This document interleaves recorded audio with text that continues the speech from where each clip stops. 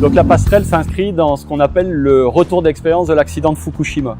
Et donc on a demandé à toutes les installations nucléaires en France de vérifier leur dimensionnement vis-à-vis d'un séisme extrême et d'une inondation extrême. Sur Grenoble, l'inondation extrême, c'est bien un tsunami, c'est la rupture des barrages.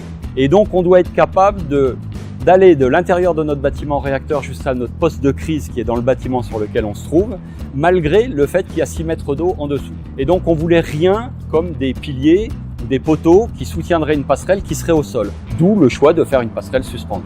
Conformément à nos procédures, on a fait un appel d'offres et on a choisi le mieux disant. Et le mieux disant pour cette passerelle, ça a été la société Techfun.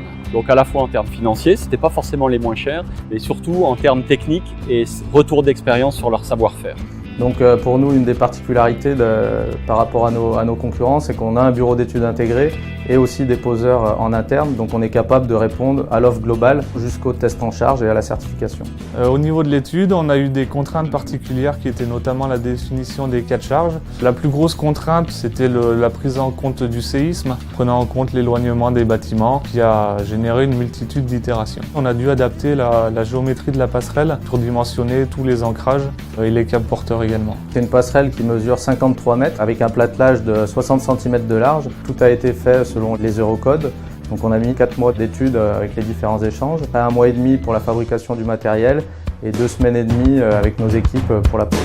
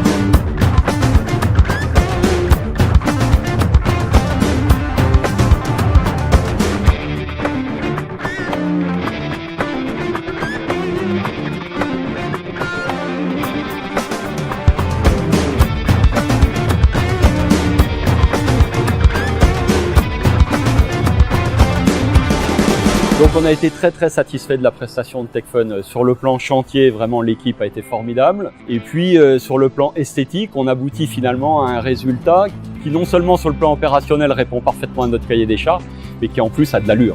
Donc ça nous a permis d'augmenter nos compétences dans ce milieu-là, qui est assez contraignant, et on sera apte maintenant à répondre facilement à des demandes similaires. Donc notre savoir-faire industriel adapté à ce monde du nucléaire nous ouvre aujourd'hui de nouvelles perspectives dans ce domaine.